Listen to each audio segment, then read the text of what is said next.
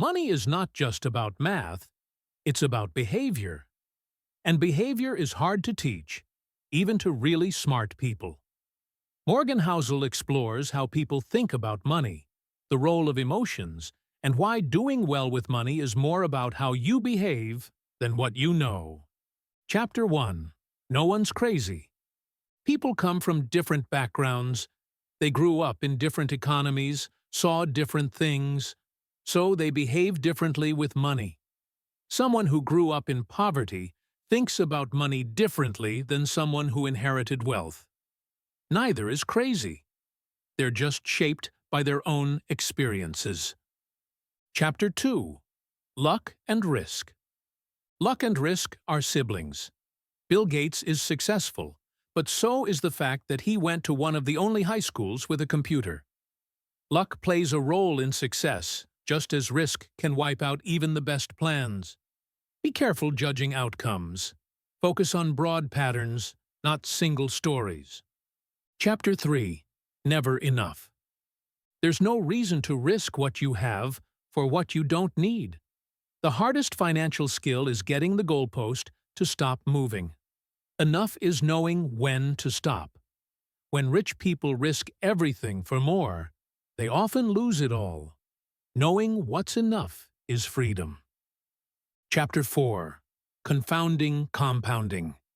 The power of compounding is easy to overlook because it's slow and silent. Warren Buffett made most of his wealth after age 50. The key isn't earning the highest returns, it's earning good returns for the longest time. Time is the most powerful force in investing. Chapter 5. Getting wealthy versus staying wealthy. Getting money and keeping money are different skills. Getting rich takes risk and boldness. Staying rich takes humility and caution. A mix of paranoia and optimism helps.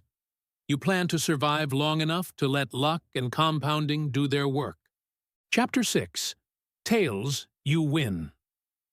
A small number of events account for most outcomes. In investing, a few big winners drive the entire portfolio. Walt Disney had hundreds of films, but a few mega hits made the company. You only need to be right a few times to do well, as long as your losses don't wipe you out. Chapter 7. Freedom. The highest form of wealth is the ability to wake up and say, I can do whatever I want today. Money's greatest value is the control it gives you over your time. Autonomy matters more than material things. Real wealth is what you don't see.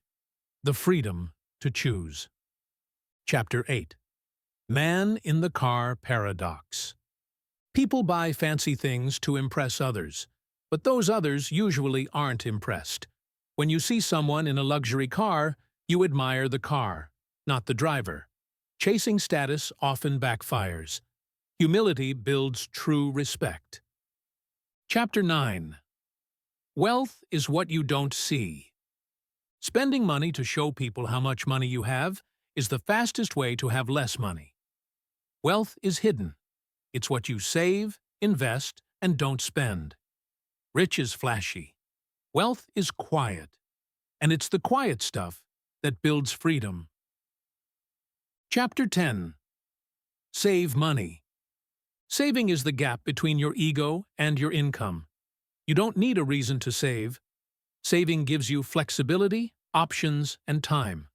It's the most powerful financial tool, and it's entirely in your control. Chapter 11. Reasonable greater than rational. People think they need to make perfect financial decisions, but the best financial plan is one you'll stick with. Reasonable beats rational. You don't need to optimize everything. You need to sleep well at night. Chapter 12. Surprise! The world is constantly changing. Most financial outcomes are shaped by events no one saw coming. Always leave room for surprise. Build your plans assuming the future will be different than the past. Flexibility beats precision. Chapter 13. Room for error. Always plan for things not going according to plan. Margin of safety is the most overlooked financial tool. Be optimistic about the future, but paranoid about the short term. Never bet everything. Survive first. Grow second. Chapter 14. You'll change. What you want today may not be what you want in 10 years. People change. Their goals change. So be careful locking in rigid plans. Financial planning should be flexible. Adapt as you go. Chapter 15. Nothing's free. Everything has a price, but the price of good investments is not dollars. It's volatility, uncertainty, and fear. Most people want reward without the emotional cost, but that's the fee. Learn to pay the price and stay invested. Chapter 16. You and me. What works for one person may not work for another.